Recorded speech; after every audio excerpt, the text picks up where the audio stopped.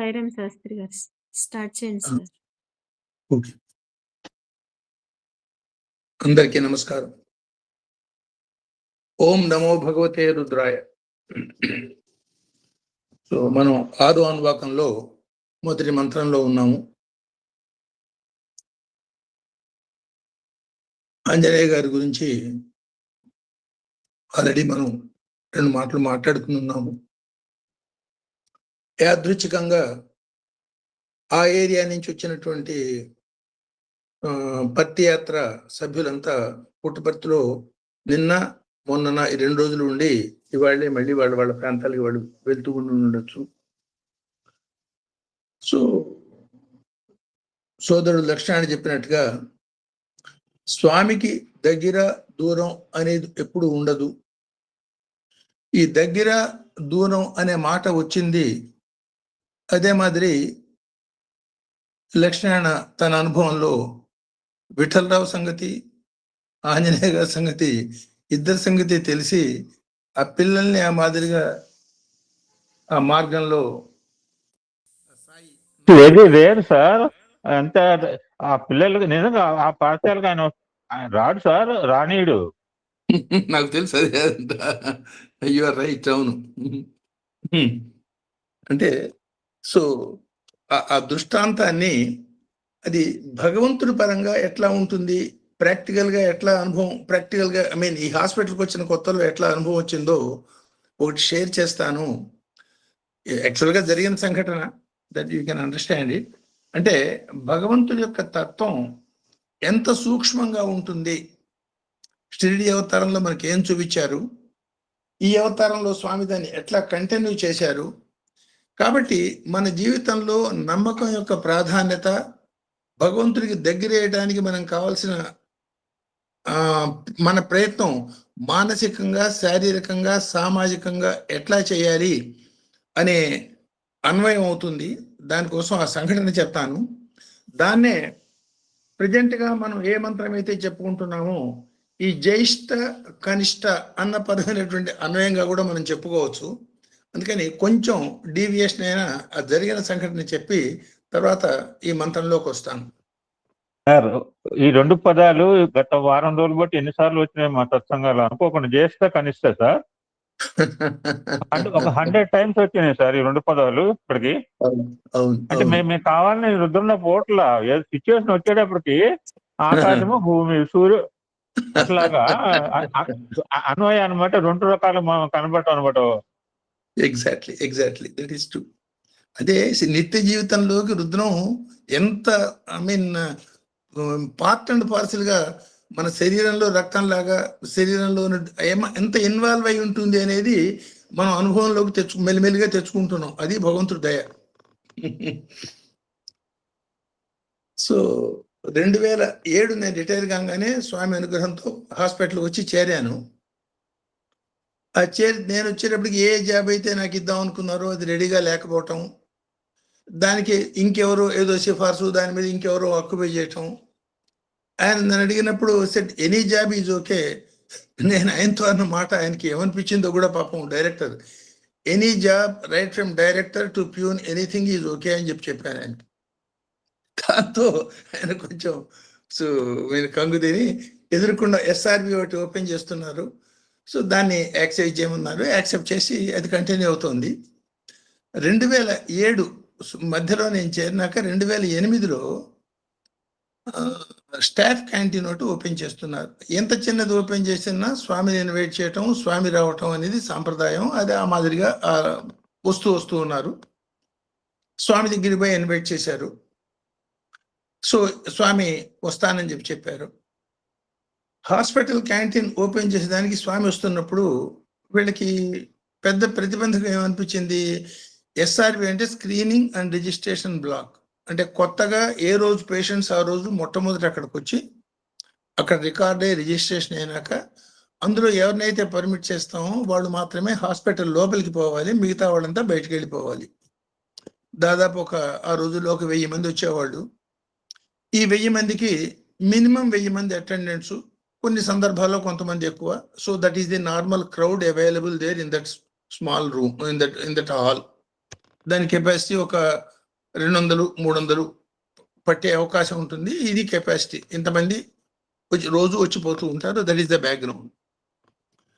So administration చాలా, నేను కొత్తగా చేరాను కాబట్టి అడ్మినిస్ట్రేషన్లో పెద్ద పాత్ర లేదు. I'm just one among many. So director ఎస్ఆర్బితో మనకి ప్రాబ్లం వచ్చే అవకాశం ఉంటుంది. స్వామి రేపు ఇనాగ్రేషన్కి, క్యాంటీన్ ఇనాగ్రేషన్కి వస్తున్నారు.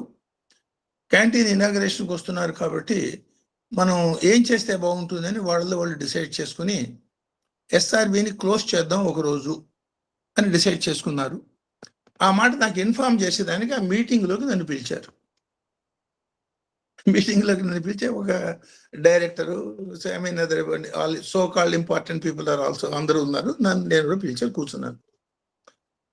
సో చెప్పారు, ఇట్ ఈస్ డిసైడెడ్ దట్ రేపు ఎస్ఆర్బి క్లోజ్ చేస్తున్నాం, మార్నింగ్ క్లోజ్ చేస్తున్నాం కాబట్టి కొంచెం జాగ్రత్త, మీరు బయటే ఉండి పేషెంట్స్ని అనుకోకుండా సంఘటన కాబట్టి వాళ్ళని కొంచెం కంట్రోల్ చేయవలసి ఉంటుంది. సో విన్నాక sir I have a question. ఏమిటి అని అడిగాను. హాస్పిటల్ పెట్టింది పేషెంట్స్ కోసం, స్వామి కోసం కాదు. స్వామి పెట్టిన హాస్పిటల్ స్వామి కోసం కాదు, పేషెంట్స్ కోసం పెట్టారు. సపోజ్ స్వామిని మనం ఇన్వైట్ చేసాము, వారు వస్తున్నారు, ఎందుకని ఎస్ఆర్బి క్లోజ్ చేశారు, పేషెంట్స్ ఏమైనారు, ఇవాళ పేషెంట్స్కి ఏమైంది అని అడిగితే ఏం సమాధానం చెప్పాలో కూడా దానికి కొంచెం ఆలోచించుకుని దానికి తగ్గట్టుగా మనం ప్రిపేర్ అయితే బాగుంటుంది సార్. సడన్గా అర్ధాంతరంగా పేషెంట్స్కి ఏ రకమైన ఇన్ఫర్మేషన్ ముందు లేకుండా మనం క్లోజ్ చేయటం మూలంగా అది స్వామిని ఎంత ప్లీజ్ చేస్తుందో నాకు తెలియదు. దాని గురించి కొంచెం ఆలోచించండి. ఆల్రెడీ డెసిషన్ తీసేసుకున్నారు అందరూ, అక్కడ కూర్చున్న వాళ్ళందరూ. ఈ మాట అనగానే ఎవ్రీవన్ ఫెల్ట్ ఏ షాక్. ఎందుకని no one can take chances with Swami. No SRB on చేసి వీళ్ళంతా ఉంటే 2,000 మంది వస్తారు, వీళ్ళంతా crowd control, that becomes an extremely problem. So what to do, ఎక్కడి నుంచి తీసుకురావాలి, ఏదో ఇవన్నీ ఆలోచన మొదలుపెట్టారు. ఒక పావు గంట సేపు ఆ సంభాషణ అంతా విన్నాను.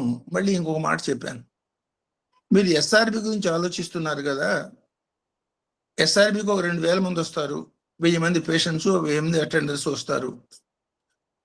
వాళ్ళ గురించి మీరు ఆలోచించమోకండి. వాళ్ళ మూలంగా ఏ రకమైన, అంటే అటుపక్కనే పోవాలి, ఎస్ఆర్బి మీదుగా క్యాంటీన్ ఓపెన్ చేయడానికి స్వామి పోవాలి. ఇంతమంది వచ్చినప్పుడు స్వామి ఎట్లా కంట్రోల్ చేయాలి, అది వాళ్ళ బాధ. సో ఈ 2,000 గురించి మీరు వదిలేసేసేయండి. I can 100% control them. కాబట్టి వాళ్ళని గురించి మీరు మీ ఆలోచనలు మానేసేసి మీ ప్రోగ్రామ్ ఏదనుకున్నారో దాని ప్రకారం మీరు ప్లాన్ చేసేసుకోండి. మ్యాక్సిమం ఏం జరుగుతుందంటే, స్వామి క్యాంటీన్ ఇనాగ్రేట్ చేయడానికి వచ్చినప్పుడు నేను అక్కడికి రాలేకపోవచ్చు, నేను నా పని మీద నేను ఉంటాను. I will take care of all the 2,000, don't worry about it. వెంటనే ఎట్లా చేయబోతున్నావు, ఏం చేస్తావు, what is your plan? I said I have no plan అండి. ఆ టైంకి ఏమనిపిస్తే ఆ పని చేస్తాను. ఇప్పుడు నాకు ఫలానా ప్లాను, ఎగ్జిక్యూషన్ ఎట్లా చేయబోతున్నారు ఏంటి అనేది నాకు అనుకోకుండా మీరు వచ్చిన మాట కాబట్టి నాకు వచ్చిన ఆలోచన నేను చెప్తున్నాను. కాసేపు కింద మీద పడ్డారు. No one found any better alternative. ఎవడో ఒక రెస్పాన్సిబిలిటీ అంటున్నాడు కాబట్టి ఎక్కువ తక్కువ ఏదైనా అయితే అతని మీదే మనం వేయచ్చు అన్న భావంతో నా మీద వదిలేశారు. వదిలేసిన తర్వాత ఇంకో మాట చెప్పాను, 2,000 మంది వాళ్ళంతా బయట వాళ్ళు వస్తారు, వాళ్ళని కంట్రోల్ చేసే బాధ్యత నేను తీసుకుంటాను. చాలా కాలం బట్టి మన దగ్గరే స్టాఫ్గా పనిచేస్తున్న వాళ్ళు, అక్కడికి వచ్చే డాక్టర్లు, టెక్నీషియన్స్, లేదు ఎల్డీసీస్, దాదాపు 10-12 మంది వీళ్ళు ఉంటారు. వీళ్ళని కంట్రోల్ చేయడం నాకు సాధ్యం కాదు, ఎందుకంటే they feel they know everything. అందువల్ల వాళ్ళ బాధ్యత నేను తీసుకోనండి. ఈ మాట కూడా నేను చెప్తున్నాను. No that's not a problem అన్నారు. I said okay. సో ఎప్పుడైతే స్వామి వస్తున్నారు, బయలుదేరారు, అంతా అయిపోయింది. ముందు దానికి ఒక పెట్రోలింగ్ ప్రోగ్రామ్ అంతా వచ్చే ముందు మోటార్ సైకిల్ చేసుకునే స్టూడెంట్స్ రావటం, even all those things, everything happened. ఎప్పుడైతే స్వామి వస్తున్నారు అనగానే ఏకదం వీళ్ళంతా ఎక్సైట్ అయిపోయినారు. వాళ్ళందరినీ లోపల పెట్టినప్పుడు వాళ్ళకు సలహా చెప్పాను నేను. సో స్వామి రావాలి అని మీ ఉద్దేశం కదా, స్వామి రావాలి అని మీ ఉద్దేశం ఉన్నప్పుడు స్వామి మీ దగ్గరికి వస్తే బాగుంటుందా, మీరు స్వామి దగ్గరికి పోయి ప్రయత్నం చేసి అక్కడ బయట నుంచి ఒకరి మీద ఒకరు తొంగి చూసుకుంటూ అట్ట చూస్తే బాగుంటుందా, ఏది బాగుంటుంది మీకు అని అడిగాను. My question is that. Swami మా దగ్గరికి వస్తే అంతకన్నా సంతోషం ఉందండి. అయితే దానికి మీరందరూ ఒక పని చేయాలి.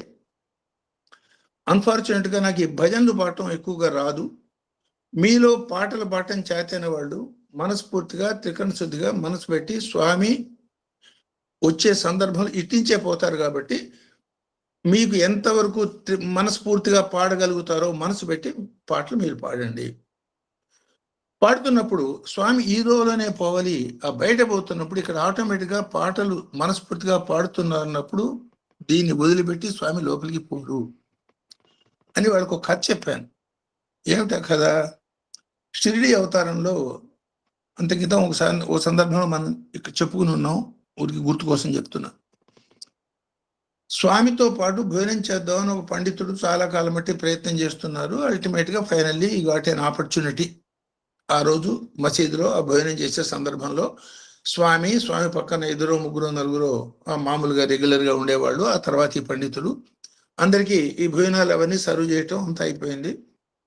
So everyone is ready. ఇక భోజనం మొదలు పెట్టాలి. ఆకులు సర్వ్ చేయటం కూడా అయిపోయిన తర్వాత ఇంతలోకే పైన ఉన్నటువంటి దూలం కొంచెం పెట్ట విరిగి కింద పడబోతున్నట్టుగా శబ్దాలు చేస్తుంది. వీకే పాత ఎప్పుడో కట్టిన బిల్డింగు, దానికి ఉన్నట్టు దూలం విరిగిపోయే అవకాశం ఉన్నది. అది విరిగితే అందరి నెత్తిన పడుతుంది, ఆ కప్పు కూలి నెత్తిన పడుతుంది. కాబట్టి ఆ శబ్దం ఎప్పుడైతే వచ్చిందో అందరూ పరిగెత్తుకుంటూ ఆ భోజనాల ముందు లేచి అందరూ పరిగెత్తి పారిపోయినారు. అట్లా ఒక 5 వరుసలో 6 వరుసలో 15 వరుసలో ఉన్నాయి. అందులో స్వామి పక్కన కూర్చున్న వాళ్ళలో ఒక్కడు మిగలేదు, అందరూ వెళ్ళిపోయినారు. 4-5 వరుసల వెనకాలన్న ఒకడు స్వామి వంక చూశాడు, ఈయన వెళ్ళిపోతున్నాడా వెళ్ళిపోవటలేదా అని. ఏంటి వాడి నమ్మకం? స్వామి ఇక్కడ కూర్చుంటే ఆ భూమి అది ఎట్టా విరిగి నెత్తిన పడుతుంది. వాడు అక్కడే కూర్చుని ఉన్నాడు, స్వామి కదలలేదు కాబట్టి స్వామి ఇక్కడ కూర్చున్నారు, ఆ మూల వాడు కూర్చున్నాడు. మిగతా ఎవరు హాల్ మొత్తంలో ఒక్కడు లేకుండా అందరూ ఎవరు దూరం వాళ్ళు వెళ్ళిపోయినారు. 4 నిమిషాలు 5 నిమిషాలు దూరం విరగలేదు, అట్లా ఆగిపోయింది. ఎప్పుడైతే ఆగిపోయింది, స్వామి ఎక్కడే కూర్చుని ఉన్నారు, వీడు ఇక్కడే కూర్చుని ఉన్నాడు. ఒక్కొక్కళ్ళు మెల్లిమెల్లిగా వచ్చారు. స్వామి పక్కన కూర్చునే వాళ్ళు కూర్చున్నారు, ఆ పండితుడు కూడా కూర్చున్నాడు. అందరూ భోజనాలు చేశారు, వెళ్ళిపోయినారు. ఈ కథ చెప్పి వీళ్ళల్లో స్వామి పక్కన కూర్చొని భోజనం చేసిన వాళ్ళు ఎవరు?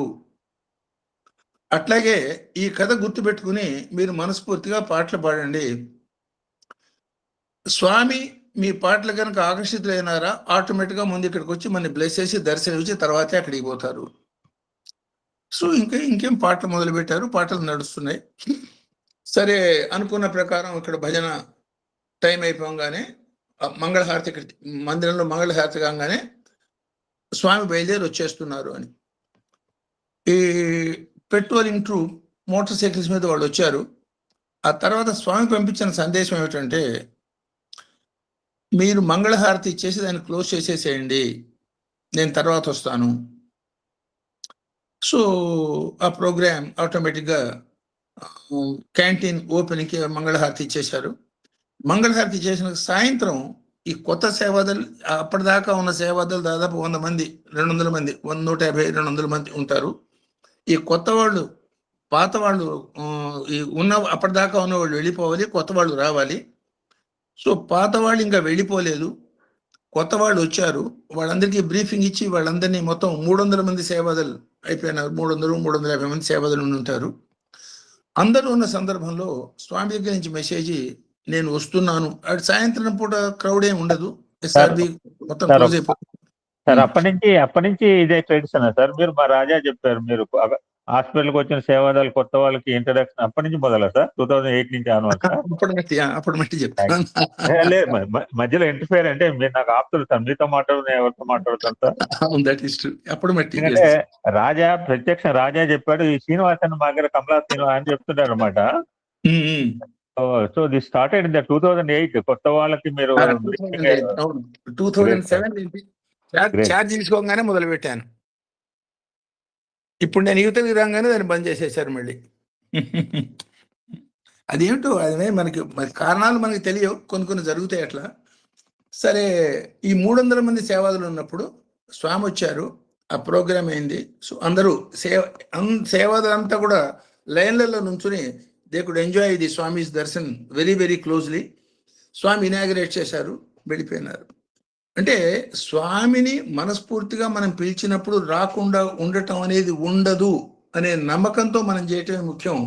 ఇందులో ఈ పెద్ద చిన్న చాలా గొప్ప గొప్ప వాళ్ళు స్వామి దగ్గర ఉన్నారు, ఇవన్నీ స్వామి చెప్పిన మాట మనం గుర్తుపెట్టుకునేటట్టయితే, నాకు ఎవడు బంధువు లేడు, నేను అందరికీ బంధువునే. ఆ ఒక్క మాటలోనే చెప్పవలసిన సారాంశం మొత్తం స్వామి చెప్పేశారు.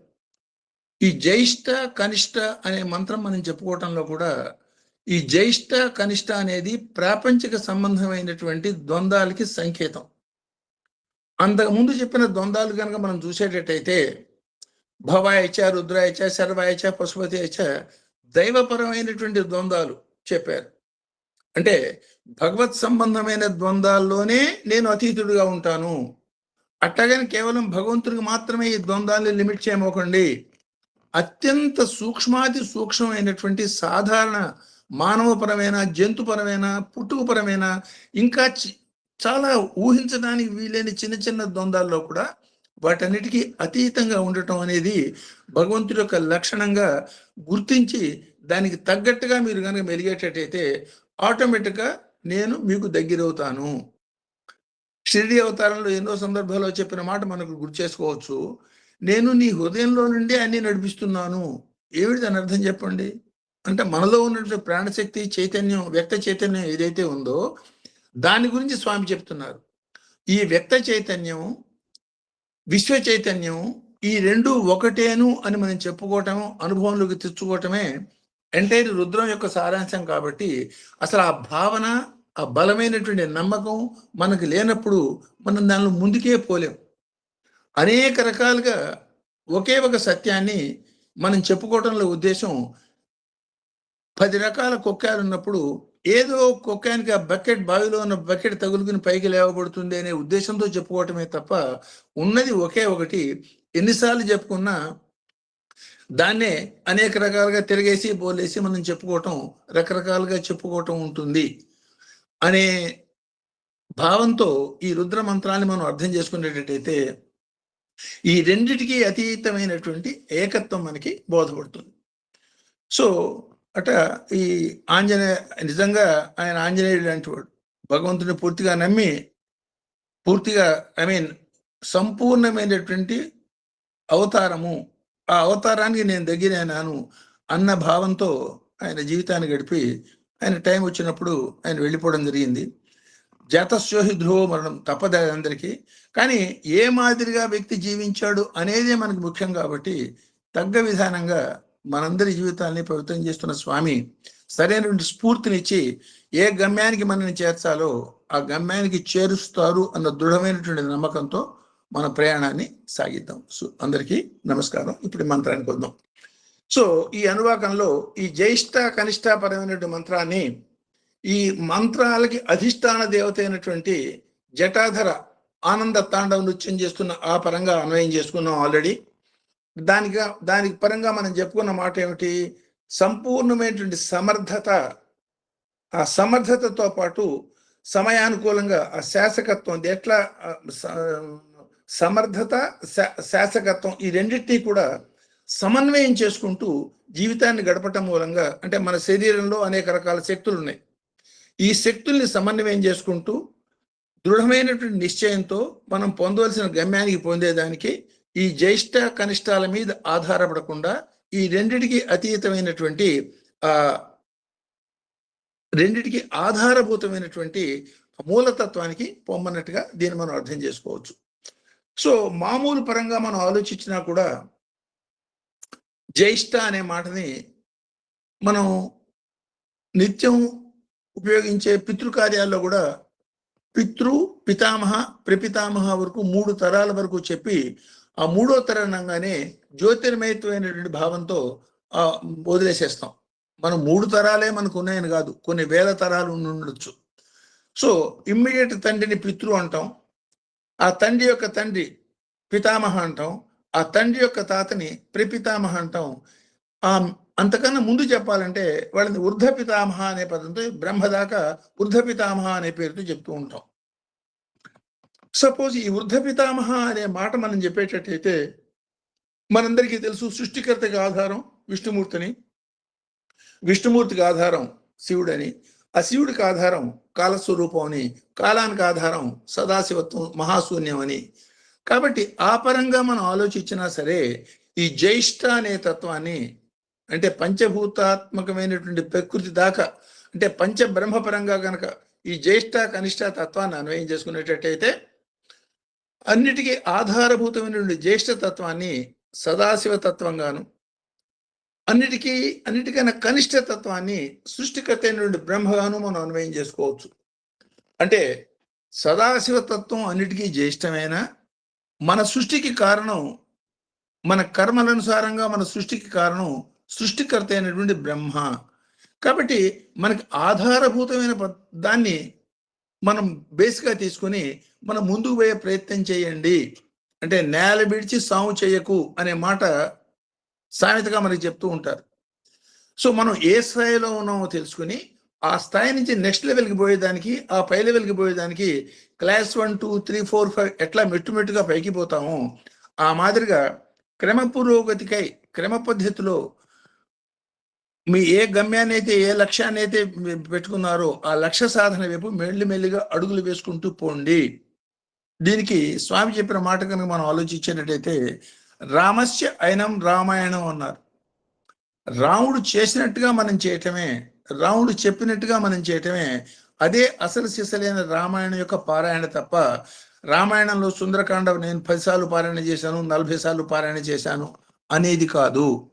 అట్లా ఆచరణాత్మకమైనటువంటి జీవితాన్ని మనకి ఇండికేట్ చేయటం అన్న పరంగా కూడా దీన్ని మనం ఆలోచించుకోవచ్చు. దీన్నే గురు శిష్య పరంగా ఆలోచించేటట్టయితే గురువు యొక్క బుద్ధి కుశలత మీద, ఆయన యొక్క విజ్ఞానం మీద ఆధారపడి ఈ శిష్యరికం, ఈ శిష్యుడు తన యొక్క నాలెడ్జ్ని పొందటం ఉంటుంది. అంటే దాని అర్థం ఏమిటి? ఈ నాలెడ్జ్ అంతా ఎక్కడ ఉంటుంది? ఆ తలలో ఊర్ధ్వ భాగంలో తలలో ఉంటుంది. దాన్ని పొందేదానికి శిష్యుడు పాటించాల్సిన విధానం పోయి ఆయన తలకాయ పట్టుకోవటం కాదు, ఆయన పాదాలను ఆశ్రయించటం, అధోభాగాన్ని ఆశ్రయించటం. అంటే సృష్టిలో ఉన్నటువంటి నిత్య నూతన తత్వం అనుభూతంలోకి తెచ్చుకునేదానికి వినమ్ర భావంతో, ఆశ్రయభావంతో, మొట్టమొదటి మంత్రంలో చెప్పిన నమస్తే రుద్రమన్యవా చెప్పినట్టుగా ఆ వినమ్ర నమస్కార తత్వం, శరణాగత భావంతో ప్రకృతికి ఆధారభూతున్న పరమాత్మని దగ్గరికి పోయే ప్రయత్నం చేయటంలో నువ్వు పొందవలసినటువంటి ఉత్తమోత్తమ ఫలితాన్ని పొందగలుగుతావు అన్న మాటని ఇండైరెక్ట్ గా మనకి మాట చెప్తోంది. ఇక్కడ అణోరణి మహతోమహి అనే తత్వాన్నే ఎర్లియర్ మనం చెప్పుకున్నప్పుడు అణోరణి మహితోమహి అనేది అణు కన్నా పరమాతి సూక్ష్మమైన అణువు కన్నా ఇంకా సూక్ష్మ శక్తి, అదే divine particle or god particle అనుకోండి. లేదు ఏ మహత్తు అయితే మనం ఊహిస్తున్నామో ఆ మహత్తు కన్నా ఇంకా మహత్తరమైంది ఈ రెండిట్లో ఉన్నది ఒకే ఒక తత్వం అన్న స్థిరత్వాన్ని మనం పొందగలిగేదానికి ఈ ద్వంద్వాలకి అతీతంగా మనం పోవాలి అన్న మాటని ఇండికేట్ చేస్తుంది ఈ మంత్రం. ఈ పరంగా యోగ వాసిష్టం అనే మహత్తరమైన గ్రంథంలో ఒక కథ ఇక్కడ మనం గుర్తు చేసుకోవచ్చు. యోగ వాసిష్టం గురించి మనకి యాక్చువల్గా దాని మామూలుగా కనుక చూసేటట్టయితే అందులో కొన్ని వందల కథలు ఉన్నట్టుగా ఉంటాయి. ఆ కథలన్నీ కూడా వశిష్ఠుడు సందర్భానుసారంగా రాముల వారికి చెప్పినట్టుగా, లేదు కొన్ని సందర్భాల్లో రాముల వారు కూడా కొన్ని తనకి జరిగిన సంఘటన కథ రూపంలో చూడటం, ఈ మాదిరి కథల సంబంధమైనటువంటి కన్వర్జేషన్గా దాన్ని మనం అర్థం చేసుకోవచ్చు. మామూలు రామాయణంలో దీనికి ఎక్కువ ప్రాబల్యం, ఈ సుందరాకాండ ఇవన్నీ ఉంటే తప్ప దీనికి ఎక్కువ ప్రాబల్యం ఉన్నట్టుగా మనకు అనిపించదు. కానీ దీన్ని రామాయణంలో అంతర్భాగంగా రామాయణం మామూలు రామాయణం కన్నా కూడా చాలా విశిష్టమైనటువంటి లక్షణాలున్న జ్ఞానమే గ్రంథంగా దీన్ని పెద్దలు మనకి చెప్తారు. అందులో ఉన్న కథలన్నీ కూడా గీత యొక్క సారాన్ని చాలా విపులంగా కథల రూపంలో చెప్పటంగా మనం అర్థం చేసుకోవచ్చు. దానికి ఉదాహరణగా చెప్పాలంటే ఎంటైర్ రామాయణం కేవలం 24,000 శ్లోకాలు మాత్రమే. ఇందులో కేవలం రాముడికి వశిష్ఠుడికి మధ్యలో ఉన్నటువంటి సంభాషణ పరంగా ఉన్నటువంటి ఈ గ్రంథం జ్ఞాన వాసిష్టం అని, వశిష్ఠ గీత రకరకాలుగా చెప్పే ఉత్తర రామాయణం అని ఈ పేర్లతో పిలిచే ఈ యోగ వాసిష్టం, జ్ఞాన వాసిష్టం అనే 32,000 శ్లోకాలు ఉన్నాయి. సో వాటన్నింటినీ మనం అందులో ఉన్న ఒక పర్టికులర్ కథ, రాముల వారు చెప్పినటువంటి కథ, దానికి వశిష్ఠుడు చెప్పిన సమాధానం. అందులో ఈ స్థూల సూక్ష్మ లేదు అణు విశ్వ పరమైనటువంటి ఒక ప్రత్యేకమైనటువంటి అన్వయం. అంటే మనం అణువు అనేది చాలా తేలిగ్గా తీసిపారేస్తున్న అణువు ఏదైతే అంటున్నామో, ఈ అణుత్వంలో భగవంతుడి యొక్క తత్వం అసలు దేన్ని అణువు అనాలి, అణువుకి విశ్వానికి ఏమైనా తేడా ఉందా అన్న ఒక పెక్యులర్ చర్చ మనకు అందులో కనపడుతుంది. అది కథ రూపంలో ఉంటుంది. ఆ కథ రూపంలో జస్ట్ ఇండికేట్ చేసే ప్రయత్నం చేస్తాను. దీన్ని యాక్చువల్గా దాని పేరు చెప్పడం కుందదంతోపాఖ్యానం అనే పేరు అందులో ఉంటుంది. ఇది ఆ కుందదంతుడు అనేవాడు రాముడికి ఫ్రెండ్ట. అంటే రాముడే చెప్తాడు, ఆ కుందదంతుడు అనే ఒక స్నేహితుడు నాకు ఈ మధ్యలో కలిశాడు, ఆయనకి నాకు స్నేహం అయింది, ఆయన వేసిన ప్రశ్న నేను మీకు వేస్తున్నాను అని ఆ ప్రశ్న నేను వేయటం, వశిష్ఠుల వారి సమాధానం చెప్పటం, ఆ పరంగా ఆ కథను మనం అన్వయం చేసుకోవచ్చు. అండ్ దీనిలో చాలా ఇతర అంతరార్థాలు కూడా ఉన్నాయి, వాటన్నిటి జోలికి నేను పోవటలేదు. ఈ ఒక్క యాంగిల్ జ్యేష్ఠ కనిష్ట అణు విశ్వ ఆ పరమైనటువంటి అన్వయం మాత్రమే ఆ కథ నుంచి మనం తెలుసుకునే ప్రయత్నం చేద్దాం. ఇందులో ఈ కథలో ఒక తల్లి తండ్రి, ఆ తల్లి తండ్రికి ఒక 8 మంది కొడుకులు, ఆ 8 మందికి 8 మంది భార్యలు, ఈ మాదిరిగా ఉంటుంది కథ. అంటే చాలా వివరంగా ఉంటుంది, సూక్ష్మంగా చెప్తున్నాను.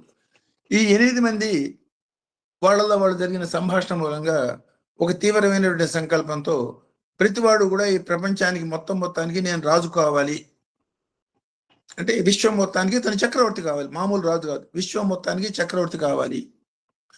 వాళ్ళకున్న స్థాయి, వాళ్ళకున్న పద్ధతి విధానం దాన్ని బట్టి ఈ జన్మలో అయ్యే అవకాశం లేదు, మామూలు మార్గాల్లో అయ్యే అవకాశం లేదు.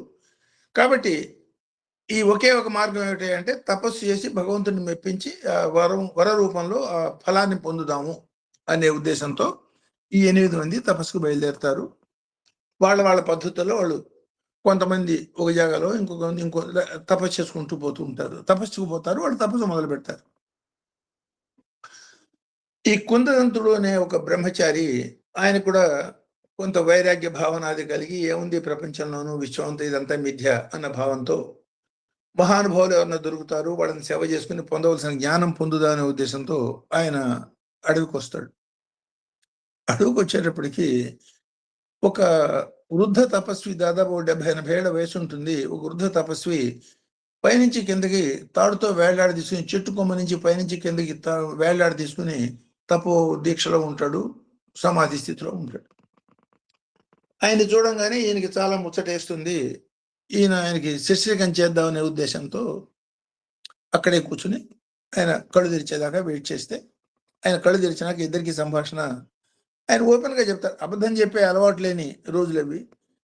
నా దగ్గరికి ఎందుకు వచ్చావు నువ్వు, నేనేం జగత్ కళ్యాణం కోసం తపస్సు చేయటం లేదు, నాకు ఒక బలమైన కోరిక ఉన్నది, అది చక్రవర్తి కావాలనే ఉద్దేశం, సాధారణంగా తీరే అవకాశం లేదు కాబట్టి భగవత్ సంకల్పంతో కావాలనే ఉద్దేశంతో నేను ఈ తపస్సు చేస్తున్నాను, కాబట్టి నేనేదో గొప్పవాడిని అనే ఉద్దేశంతో నా చుట్టూ తిరగమాక నీ టైం వేస్ట్ చేసుకోమాక అని చెప్తాడు. సో ఇవాళ ఎంతో మంది నకిలీ గురువులు, పనికిరాని వాళ్ళు యూట్యూబ్ నింత ఎంతో మందిని మనం చూస్తున్నాం. వీళ్ళల్లో ఎవరికన్నా ఈ మాదిరి భావన ఉంటుందేమో ఒక్కసారి ఆలోచించండి. ఆయన ఓపెన్ గా చెప్తాడు, నేనే జగత్ కళ్యాణం కోసం తపస్సు చేయటం లేదు, స్వార్థపరమైనటువంటి కోరిక సాధారణంగా తీరని కోరిక తీర్చుకునేదానికి లౌకికమైన మార్గాలు మానేసి భగవంతుడిని పట్టుకున్నాను. అయినా ఈ పిల్లవాడికి నచ్చుతుంది, ఈ కుందదంతుడికి. సరే, చివరికి ఇద్దరికి సయోధ్య అవుతుంది. 1-2 రోజులు పోయినాక వీడు పట్టుదల పట్టి, కుందదంతుడు చాలా పట్టుదల గలవాడు. సరే, ఏ కార్యం సాధించాలన్నా చాలా పట్టుదల ఉంటే గాని కార్యసాధన కాదు అనే సందేశాన్ని ఇండైరెక్ట్ గా వశిష్ఠుల వారు ఈ కుందదంతోపాఖ్యానంలో ఆయన ద్వారా మనకి చెప్తున్నాడు. ఊరికే వినటం వదిలేయటం కుదరదు. వినదాన్ని గ్రహించాలి, గ్రహించిన దాన్ని పట్టుకోవాలి. స్వామి చెప్పిన పట్టేదో పట్టేది అడిగినది అక్కడ విడవకుండా అన్నట్టుగా గట్టిగా పట్టుదల పట్టాలి అనే ఆ పట్టుదల యొక్క ముఖ్యాన్ని ఈ కుందదంతుడి ద్వారా మనకి ఇండైరెక్ట్ గా చెప్తున్నారు స్వామి, అదే వశిష్ఠుల వారు. సరే, ఆయన దగ్గరే ఉంటూ ఉంటాడు. ఆయన ఏమైనా చెట్టు మీద తలకిందులుగా తపస్సు చేసుకుంటూ ఉంటాడు. కొన్నాళ్ళు పోయినాక ఏ దేవతని ఆయన ఆరాధిస్తున్నా కూడా ఈ కుందదంతుడికి తెలియదు. ఆయనకి దేవతా ప్రత్యక్షం కావటం, ఆ దేవతా ప్రత్యక్షం కావటం అనేది అతనితో పాటు ఈ శిష్యుడికి కూడా కలగటం ఆశ్చర్యకరమైన సంఘటన జరుగుతుంది. అదేమిటి, నాకెందుకు కలిగింది, నేనేం ప్రయత్నం చేయలేదు కదా అంటే, ఏకాగ్ర భావంతో ఉండటం, గురు శుశ్రూష చేయటం కలిగిందేమో, కలుగుతుంది. ఆ కలిగినాక దేవత అతనికి వరం ఇచ్చి, ఓకే ఏం కావాలంటే చక్రవర్తి కావాలి, తదహాస్తం ఉంటుంది, వెళ్ళిపోతుంది వెంటనే. ఈ తదహాస్తాన్ని వెళ్ళిపోగానే ఆయన కోరిక తీరింది కాబట్టి, కోరిక నెరవేరేదానికి భగవంతుడికి అనుగ్రహం దొరికింది కాబట్టి, ఆ చెట్టు మీద నుంచి ఆయన పైనుంచి మెల్లిగా ఈ కుందదంతుడే ప్రయత్నం చేసి కిందకి దించుతాడు. దించిన తర్వాత ఆయనకి నడిచే అవకాశం లేని స్థితిగా కాళ్ళన్నీ మొద్దుబారిపోయి ఉంటాయి. కాబట్టి 2-3 రోజులు ఇక్కడ వెయిట్ చేసి కొంచెం కాళ్ళు స్వాధీనంలోకి వచ్చినాక బయలుదేరదాం అనుకుంటారు. సరే, ఇద్దరు బయలుదేరుతారు. ఆ బయలుదేరినాక కొంత దూరం వచ్చినాక, ఇది దగ్గరలో గౌరీవనం ఉన్నది. ఈ గౌరీవనంలో నా తమ్ముళ్ళు కూడా తపస్సు చేస్తున్నారు. వాళ్ళు ఎక్కడున్నారు, వాళ్ళు ఏమున్నారు, వాళ్ళ పద్ధతి ఏమిటో ఒకసారి తెలుసుకుంటే వాళ్ళని కూడా కలిసి తీసుకుని మనం పోతే బాగుంటుంది అనే మాట ప్రపోజల్ ఈ పెద్ద చెప్తాడు. ఈ కుందదంతుడు సరేనని, శిష్యుడు కదా, పోతాడు, వెతుకుతాడు, ఎవరు కనపడరు. ఆ వనం కూడా దాదాపు చెట్లన్నీ కొట్టివేయబడి ఉంటాయి. ఒక చెట్టు కింద ఎవరో ఒక వృద్ధ ఒకటి తపస్సు చేసుకుంటూ ఉంటాడు. ఆయన దగ్గరికి పోయి అడుగుతాడు. ఆయన సమాధి స్థితిలో ఉంటాడు, మాట్లాడు. సో ఆయన దగ్గర 2 గంటలు, 2 రోజులు, 3 రోజులు కుస్తీ బట్టి మొత్తానికి ఆయన కళ్ళు తెరిచినాక, స్వామి ఇట్లా నేను ఫలానా ఇట్లా మా గురువు గారు పంపిస్తే వచ్చాను, ఇట్లా ఆయన 7 తమ్ముళ్ళు ఇక్కడ ఉండాలి, వాళ్ళ గురించి మీకు ఏమైనా తెలుసా అంటే ఆయన చెప్తాడు, ఓ మాట చెప్తాడు. వీళ్ళలో 3 అయితే ఇక్కడి నుంచి వెళ్ళిపోయినారు, 7 ఉండేవాళ్ళు. నేను వచ్చేటప్పటికి నాకన్నా ముందే వాళ్ళు వచ్చి ఉన్నారు. ఆ తర్వాత నేను వచ్చాను. నేను ఉండగానే అందులో 3 ఇక్కడి నుంచి వెళ్ళిపోయినారు. మిగతా 4 వాళ్ళు తపోసిద్ధి పొంది, దేవతానుగ్రహం పొంది, దేవత యొక్క అనుగ్రహం వల్ల వాళ్ళంతా ఇళ్ళకి వెళ్ళిపోయినారు. ఠీకే, ఇళ్ళకి వెళ్ళిపోయినారు, బానే ఉంది. సరే, ఈయనంటాడు, గురువు గారికి నేను 7 సంగతి చెప్పాలి, 4 సంగతే తెలిసింది, మిగతా 3 సంగతి ఏమిటి? ఆయనే పట్టుకుంటాడు. స్వామి, మీరే తపోసిద్ధులు, ఏదో విధంగా ఆ 3 సంగతి కూడా మీరు నాకు చెప్తేగా నేను మా గురువు గారికి సమాధానం చెప్పలేను. ఆయన ఎక్కడ ఉన్నాడో ఆయన ఏం చేస్తాడు చూసి, వాళ్ళు కూడా తపోసిద్ధి పొందారు, వాళ్ళకు కూడా దేవతానుగ్రహం కలిగింది, వాళ్ళందరూ ఇళ్ళకి వెళ్ళిపోయినారు. కాబట్టి మీ గురువు గారిని కూడా ఇంటి బొమ్మను 8 మంది అక్కడే కలుసుకోవచ్చు అంటే, ఇతను చాలా క్యూరియస్ గా అడుగుతాడు. స్వామి, ఇంకొక సందేహం, మీరు చాలా జ్ఞానులు, త్రికాలవేత్తల్లాగా ఉన్నారు, అందుకని మిమ్మల్ని అడుగుతున్నాను, ఏమిటి సందేహం? చక్రవర్తి అన్నప్పుడు ఎవడన్నా భూమికి ఒక చక్రవర్తి ఉంటాడు. సరే, మా గురువు గారికి సిద్ధి పొందటం, దేవత అనుగ్రహం కావడం నా కడతో నేను చూశాను కాబట్టి నేను నమ్ముతున్నాను. మీరు చెప్తున్న మాట ప్రకారం ఆయన తమ్ముడు 7 కూడా చక్రవర్తిత్వం వచ్చింది, 7 చక్రవర్తితనం కోసమే ప్రయత్నం చేస్తున్నారని తెలిసింది. భూమండలం మొత్తానికి ఒకడే చక్రవర్తి ఉంటాడు తప్ప 8 మంది చక్రవర్తులు ఎట్లా ఉంటారు? సో ఇది నాకు కొంచెం కన్ఫ్యూజన్ గా ఉన్నది. ఈ దేవతలైనా ఇంకోడైనా ఏదైనా పిచ్చితనమా, దీన్ని ఎట్లా అర్థం చేసుకోవాలి? 8 మంది చక్రవర్తులు ఏకకాలంలో ఉండటం ఎట్లా కుదురుతుంది అంటే, ఈయనంటాడు, ఇందులో ఇంకా చాలా రహస్యాలు ఉన్నాయి నాయన, ఇవన్నీ నీకెందుకంటే, కాదు ఇది పట్టుబట్టడుతాడు. చివరికి ఆయన చెప్తాడు, ఈ 8 మంది చక్రవర్తులు కాబోతున్నారు, కానీ ఇప్పుడు కాదు, రాబోయే జన్మలో కాబోతున్నారు. అంటే ఈయన అంటాడు, నా సందేహం తెలియదు, 8 మంది చక్రవర్తులు ఒకేసారి ఎట్లా ఉంటారు అంటే ఆయన చెప్తాడు, ఇంకా ఇందులో కాంప్లికేషన్స్ ఉన్నాయి. ఈ కాంప్లికేషన్స్ అన్నీ నీకు అర్థమైతే కానీ కథ అర్థం కాదు, జరగబోయేది అర్థం కాదు అని. ఈ 8 మంది తపస్సుకు పోయినాక వీళ్ళ భార్యలు 8 మంది అమ్మవారిని ఆరాధన చేశారు. వాళ్ళు ఉన్న ఇంట్లోనే ఉండి ఆరాధన చేశారు. ఒక పెద్ద ఒక ఇంట్లో 8 మంది కలిసి ఉంటున్నారు. ఆ ఇంట్లో వాళ్ళు ఆరాధన చేశారు. ఆ 8 మందికి అమ్మవారు ప్రత్యక్షమైనప్పుడు వాళ్ళకి చిరంజీవిత్వాన్ని, సుమంగళిత్వాన్ని కోరుకున్నారు. ఈ చిరంజీవిత్వం అనేది కుదరదమ్మా, నీ ఇష్టం వచ్చిన ఇతర కోరిక ఏదైనా కోరుకోమని అమ్మవారు చెప్పింది. అప్పుడు వాళ్ళు ఏం చెప్పారు, వీళ్ళంతా తపస్సుకి అందరూ ఇష్టం వచ్చినట్టు ఎవరి దోన వాళ్ళు వెళ్ళిపోయినారు, మేము ఏకాకులుగా ఉన్నాం, వాళ్ళు ఈ గది దాటి బయటికి పోకుండా మమ్మల్ని అనుగ్రహించండి, వరం ఇవ్వండి. వాళ్ళు తిరిగి రావాలి, ఈ గది దాటిపోకుండా ఉండాలని వరం ఇవ్వండి. తదాస్తు అనేది అమ్మవారు వెళ్ళిపోయింది. కాబట్టి ఈ గది దాటి వాళ్ళు పోయేదానికి వీల్లేదు అంటే కొందరికి ఇంకో ప్రశ్న వస్తుంది, గది దాటి బయటికి పోకుండా వాళ్ళు చక్రవర్తులు ఎట్లా అవుతారు, భూమండలం మొత్తానికి చక్రవర్తులు ఎట్లా అవుతారు? సరే, ఆయన అంటాడు, ఆ బాధ నీకెందుకు, అది వరదేవతలకి సంబంధించింది.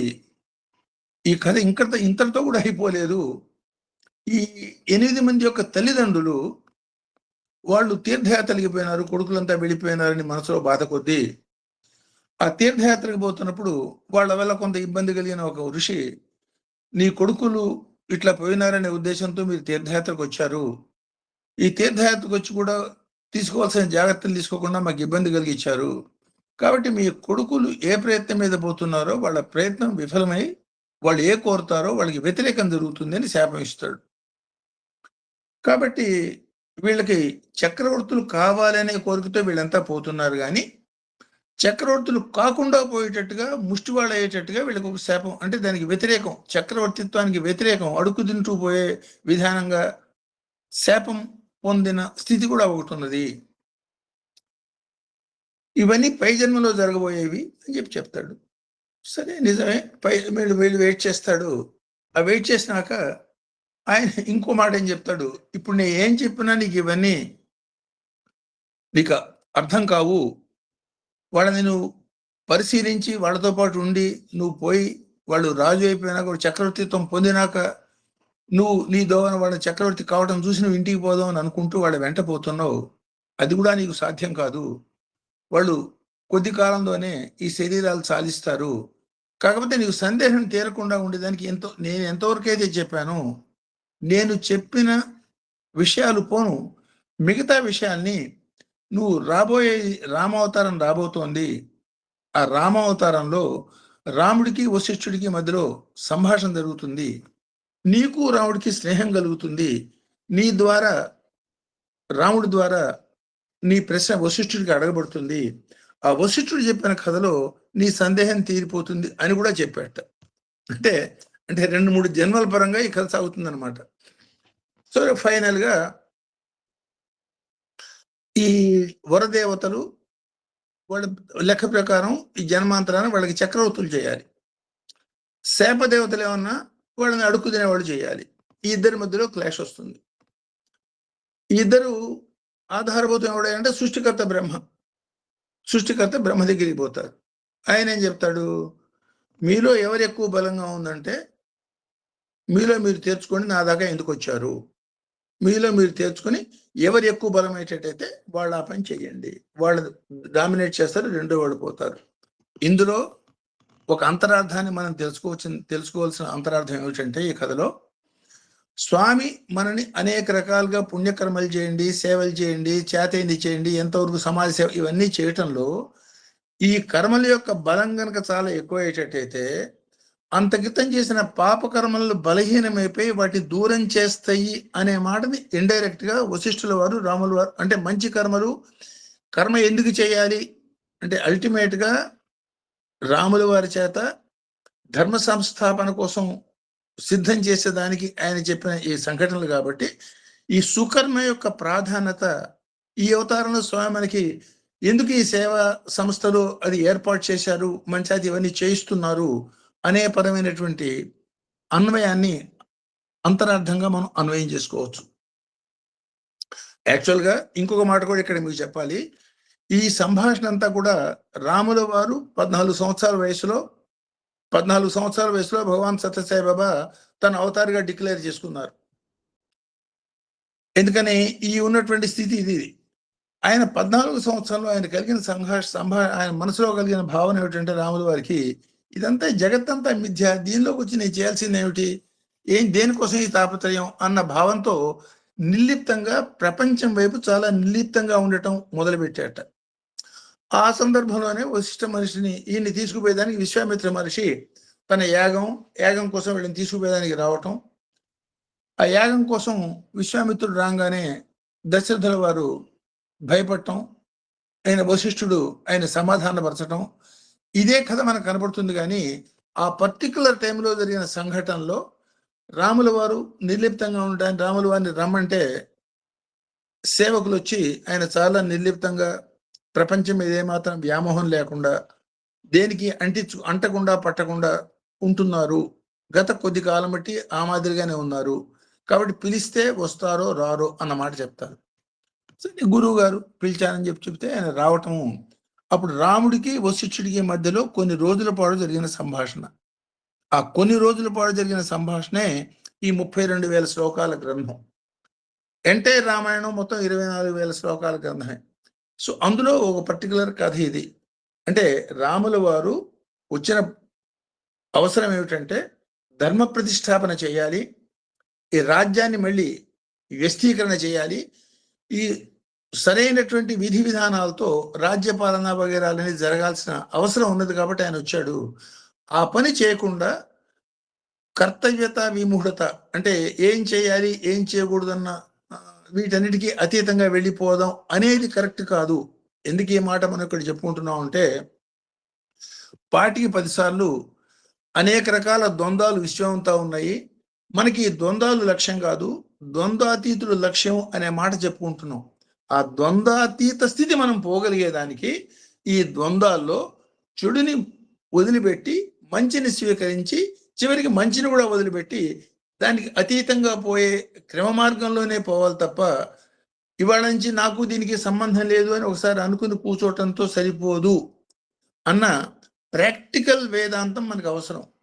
అందువల్ల దీన్ని ఇక్కడ మనం గుర్తు చేసుకోవాల్సిన అవసరం వస్తుంది.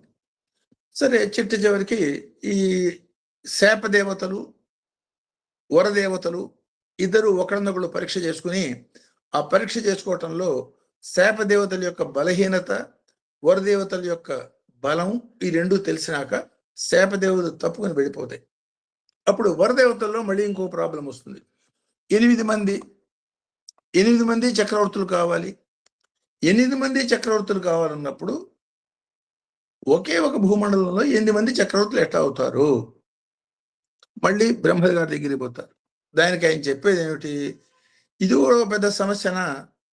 ఒక భూమండలాన్ని క్రియేట్ చేసి ఆ భూమండలానికి ఒక్కొక్క చక్రవర్తిగా చేస్తే సరిపోయింది కదా స్వామి, అది సూక్ష్మ స్థూల ఏమిటి తేడా చెప్పు అని అడుగుతాడు ఆయన. ఇప్పుడు భూమండలం చాలా గొప్ప అనుకుంటున్నాం. ఇదే భూమండలాన్ని సూర్యుడితో పోలిస్తే సూర్యమండలంలో భూమి ఒక చిన్న గ్రహం. సూర్యుడితో పోలిస్తే 1,00,000 వంతు కన్నా తక్కువ. ఒక సూర్య కుటుంబంతో పోలిస్తే అణుమాత్రంగా ఉంటుంది. ఒక గెలాక్సీతో పోలిస్తే ఒక నక్షత్ర మండలం గెలాక్సీతో పోలిస్తే డాట్గా కూడా కనిపించదు. కాబట్టి ఇది సూక్ష్మం అంటావా స్థూలం అంటావా అని అడుగుతాడు ఆయన. అట్లాంటిది ఇంకో 8 భూములు తయారు చేయి, 8 మందికి 8 చక్రవర్తులు ఇచ్చేసేయండి అంటే ఈ సూక్ష్మ స్థూల ఈ భూమండలం అనేది చాలా గొప్ప అని మనం భావిస్తున్నాము. ఇది ఎప్పుడు గొప్ప? మనం అల్పమైనప్పుడు అది చాలా గొప్ప. అంతకన్నా గొప్ప దాని ముందు దాని యొక్క అల్పత్వం మనకు బయటపడ్డట్టుగానే విశ్వం అంతా కూడా అనేక రకాల ద్వంద్వాలతో ఏర్పడి ఉంటుంది. కాబట్టి ఈ ద్వంద్వాల వెంట పడకండి. నేను గొప్ప, నువ్వు తక్కువ, నువ్వు గొప్ప, నేను తక్కువ, ఇట్లాంటి భావాలతో మనో చాంచల్యము మనో వైకల్యము తప్ప మనోస్థిరత్వం సాధ్యం కాదు. కాబట్టి మనోస్థిరత్వం మూలంగా ఈ రెండింటిని అధిగమించి పైకి పోవాల్సిన అవసరం ఉన్నది. అప్పుడు మాత్రమే మనం పొందవలసినటువంటి అన్నిటికీ ఆధారభూతమైన ఏకత్వాన్ని పొందగలుగుతాము. సో సృష్టి రూపంలో జన్మ తీసుకుని మానవుడు కానీ జంతువు కానీ క్రిమికీటకాదు కానీ ఏదొచ్చినా ఇవన్నీ కూడా ఈ ద్వంద్వాలకి అనుకూలమైనటువంటి విధానంగా అందులో పడి జీవిస్తూ ఉంటాయి. కాబట్టి జ్ఞాన సముపాద్యంతో ద్వంద్వాలకి అతీతంగా పోయే ప్రయత్నం చేసేదానికి ఈ రెండింటిని సమదృష్టితో చూసే ఒక తత్వాన్ని ఏర్పాటు చేసుకోవటం చాలా ఇంపార్టెంట్ అన్న పరంగా ఇది చెప్తాడు. అంటే ఇవన్నీ కూడా ఈ గొప్ప తక్కువ ఎక్కువ తక్కువ ఇవన్నీ కూడా ఊహాపరమైనటువంటి వైరుధ్యాలే తప్ప నిజంగా లేవు. ఉన్నది ఒకే ఒకటి అన్నప్పుడు ఇంకా గొప్ప చిన్న ఎక్కడొచ్చింది? తలలో ఉన్న జ్ఞానం పొందాలన్నప్పుడు మనం పాదాలు ఆశ్రయించాలంటున్నాం. పాదాల ద్వారానే మనకి పొందవలసిన జ్ఞానం పొందుతాం తప్ప తలకాయ పట్టుకుంటే పొందము అనేది మనకి తెలిసినాక వినమ్ర భావంతో ఉన్నది ఒకే ఒక భగవతత్వం అన్న భావంతో ముందుకు పోవటమే మానవుడి యొక్క ముఖ్యంగా సాధకులు తమ లక్ష్యంగా పెట్టుకుని పోవటమే అవసరము అన్న మాట పరంగా ఇది మొత్తం మనకు అనుమవుతుంది. సో వెనకటి అనుభవ పరంగా మనం చూసేటట్టయితే భవ శర్వ పశుపతి ఆ పరంగా జ్యేష్ఠ కనిష్ట చూసేటట్టయితే సో ఆకాశతత్వం నుంచి భూమితత్వం వచ్చిన సృష్టి అంతా భూమి మీదే వచ్చింది, భూమి ఆధారంగానే జీవిస్తుంది. భూమి మీద చేసిన కర్మల మూలంగానే ఊర్ధ్వలోక వాసులకు కూడా గతులు ఉంటాయి తప్ప ఊర్ధ్వలోక వాసులకి సపరేట్గా వేరే గతులు ఉండవు. భూలోకంలో చేసిన కర్మకాండల మూలంగా మాత్రమే యజ్ఞయాగాది కర్మల్లో మనం హవిస్సులు సమర్పించడం, దాని మూలంగా దేవతలు తేజవంతులు కావటం, రాక్షసులు శక్తిహీనులు కావటం. గాయత్రి మంత్రం చెప్పేటప్పుడు మనం ఏం చేస్తాం? ఈ ఫలాన చీకటి అనే అసురులు వాళ్ళ యొక్క బలహీనం అయ్యేదానికి నేను చేస్తున్నాను అంటే దీని అర్థం ఏమంటాం అన్నమాట? భూమండలం కర్మభూమి కాబట్టి ఈ కర్మభూమి మీద జగత్హితమైన కర్మలు, లోకహితమైన జగత్ కళ్యాణపరమైనటువంటి కర్మల మూలంగా త్రికరణ శుద్ధిగా మనం చేయటంలో దాని మూలంగానే మిగతా లోకాలని ఆధారపడి ఉంటాయి. కాబట్టి అవి ఎంత గొప్పవైనా నువ్వు ఏది ఆధారంగా తీసుకుని వచ్చావో దాన్ని ఆధారంగా చేసుకునే నీ పురోగతిని అంటే నేల విడిచి సాము చేయమోక అన్న పరంగా కూడా అన్వయం చేసుకోవచ్చు. సో ఇంకొకటి చెప్పి ఆపుతాను. బ్రహ్మసూత్ర పరంగా కూడా ఈ జ్యేష్ఠ కనిష్ట భావాన్ని ఇట్లా మనం ఆలోచించవచ్చు. బ్రహ్మసూత్రాల్లో ఆ 2, 4, 8 వాటిలో భగవంతుని శ్రేష్ఠశ్చ అనే మాటతో చెబుతుంది. నమ శ్రేష్ఠాయ చ వరిష్ఠాయ చ ఈ మంత్రాలు మనం రుద్రంలో కూడా చూస్తాం. ఈ శ్రేష్ఠశ్చ అంటే ఏమిటి? అత్యుత్తమం లేదా అత్యున్నతం. ఇమ్మీడియట్ గా అంత కాకుండా 2, 4, 8 చెప్పి 5 మంత్రాల తర్వాత 2, 4, 13 అణుశ్చ శ్రేష్ఠశ్చ అణుశ్చ అంటే ఈ 2 తత్వాలు ఒకే ఒక భగవంతుడు అని అన్నప్పుడు దీన్ని గొప్పగా చూడటం, దాన్ని కొద్దిగా చూడటం, లేదా దాన్ని గొప్పగా చూడటం, దీన్ని కొద్దిగా చూడటం అనే భేద బుద్ధిని మనం వదులుకోవటమే తప్ప, అంటే బుద్ధిలో సమత్వాన్ని సాధించటమే తప్ప వాటిని అంటే పొడుగు వాడిని పొట్టి చేసేదానికి వాడి తలకాయ కత్తిరించి వాడిని పొట్టి అనటం కాదు. పొడుగు పొట్టిలో రెండిట్లో ఉన్నటువంటి భగవతత్వాన్ని మాత్రమే చూడు అన్న పరమైనటువంటి అన్వయంగా దీన్ని మనం చూడొచ్చు. అంటే ఈ భావపరమైనటువంటి ద్వంద్వాల్ని అతీతంగా మనం పోగలిగేదానికే ఈ రుద్రం యొక్క తొలి మంత్రాన్ని ఒకసారి కనుక గుర్తు చేసుకునేటట్టయితే ఆ తొలి మంత్ర ద్రష్ట కశ్యప మహర్షి. కశ్యపుణ్ణి ఏమంటాం? సూర్యుడు కూడా తండ్రి, దేవతలకి తండ్రి, అందరికి జ్యోతిర్మయ స్వరూపులు అందరికీ తండ్రి అంటాం. పోనీ అక్కడతో ఆగుతున్నావా? రాక్షసులకి ఆయనే తండ్రి, పక్షులకి ఆయనే తండ్రి, పాములకి ఆయనే తండ్రి. ఏమిటి దాని అర్థం? అన్నిట్లో ఉన్నటువంటి సమత్వాన్ని అర్థం చేసుకోగలిగిన వాడే ప్రజాపతి. ఆ స్థితి పోగలిగేదానికి అంటే వీటిల్లో ఉన్న రూపభేదాల్ని ఆధారం చేసుకోకుండా గొప్ప తక్కువ అనే భేదభావానికి పోకుండా సమత్వంతో అందరిలో ఉన్నటువంటి దైవతత్వాన్ని చూసే ప్రయత్నం నిత్య జీవితంలో ఇంట్లో బయట మొదలు పెట్టాలి అన్న పరమైనటువంటి సంకేతంగా దీన్ని మనం అర్థం చేసుకోవచ్చు. సపోజ్ దీనికి ఉదాహరణగా మనం ఏమనుకోవచ్చు అంటే స్కూల్లో పిల్లలకి పాఠం చెప్పేదానికి ఒక ఏనుగు బొమ్మ బోర్డు మీద వేసి లేకపోతే బొమ్మ చూపించి ఇది ఏనుగు అంటాడు, అది ఏనుగు అంటాడు, ఇది ఏనుగు బొమ్మ కాగితం మీద వేసి ఉన్నది, ఇవన్నీ చెప్పారు టీచరు. పిల్లలు దాన్ని ఏనుగు అంటారు. వీళ్ళు ఏనుగు అన్నారు, వాళ్ళు ఏనుగు, టీచర్ ఏనుగు అని చెప్పాడు, పిల్లలు ఏనుగు అని చెప్పారు. అది ఏనుగు అయిపోయిందా? కాగితమే. కానీ అవగాహనకు ఉపయోగపడ్డట్టుగానే ఈ భగవతత్వానికి కొద్ది గొప్ప పోలికలకి ఆ మాదిరిగా మనం చెప్పుకోవటమే తప్ప ఉన్నది ఒకే ఒక తత్వం అన్న స్థిరమైన భావాన్ని డెవలప్ చేసుకోండి అని చెప్పటమే. దీనికోసమే ఉత్తమమైన దానికోసం అధమమైన దాన్ని వదిలిపెట్టే ఒక లక్షణాన్ని మనం అలవాటు చేసుకోవాలి. దీన్నే మనం 21 గురువుల కథలో ఒకసారి అనేక రూపాల్లో చెప్పుకున్నాం. ఒక డేగ, ఒక పావురం, ఓ పిట్ట, మామూలు పిట్ట, దాని పిట్ట నోట్లో ఒక మాంసం ముక్క తీసుకుపోతుంటుంది. ఈ డేగ దాన్ని వెంట పడుతుంది. కాసేపు దాన్ని తప్పుకోలేమని ఎప్పుడైతే గ్రహిస్తుందో మాంసం ముక్కని ముక్కులని జారి విడుస్తుంది. కింద ఫ్రీగా పడుతున్న మాంసం ముక్క ఎప్పుడైతే కనిపించిందో ఈ పక్షిని వదిలేసి ఆ ముక్కను పట్టుకుంటుంది. అది అంటే మనల్ని రక్షించుకునేదానికి, మనం ఊర్ధ్వస్థితి పోగలిగేదానికి అధోస్థితిని వదిలేయాల్సిన అవసరం. రాకెట్ పైకి పోయేదానికి ఆ పైనున్న పేలుడు పైకి పోవాలంటే కిందన్న పదార్థం కిందకి జారి కింద పడవలసిందే.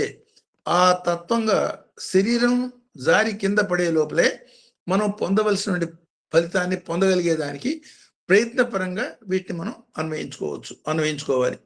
ఈ గొప్ప తక్కువ, నేను గొప్ప నువ్వు గొప్ప అనే భేదభావంతోనే కనుక మానవుడు జీవించేటట్టయితే, అంతకుముందు ఒక కథలో చెప్పిన బావిలో కప్ప, చెరువులో కప్ప, ఆ చెరువులో కప్ప ఎద్దుని గురించి చెప్తే ఇంత లావుగా ఉందా, నాకన్నా లావుగా ఉందా అని బావిలో కప్ప పెరిగి చివరికి తప్పని పగిలి చచ్చిపోయినట్టుగా ప్రాపంచికమైనటువంటి ద్వంద్వాల మీదనే మనసు పెట్టి మనం దృష్టి వాటి మీదే పోయేటట్టయితే నిష్కారణంగా ప్రాణాన్ని కోల్పోవటం తప్ప ప్రాణం ఉన్నప్పుడు సాధించాల్సింది సాధించలేకపోతాము అన్న పరమైనటువంటి అన్వయం చేసుకోవచ్చు. దానికే త్యాగేనేకే అమృతత్వ మానుసః అంటే త్యాగం మూలంగా, అంటే వస్తువుల్ని వదలటం త్యాగం కాదు, మనస్సులో దాని మీద ఉన్నటువంటి ఆకర్షణ భావాన్ని, అనురక్తిని, దాన్ని కట్ చేయటమే త్యాగం అన్న పరమైనటువంటి అన్వయంగా దీన్ని మనం చేసుకోవచ్చు. ఇక్కడ దీనికి పొందే సందేహాలు కానీ ఏదైనా ఉండేటిది దోస్ పాయింట్స్ విల్ డిస్కస్. మిగతాది నెక్స్ట్ దానిలో కంక్లూడ్ చేసుకున్నాం. అందరికీ నమస్కారం.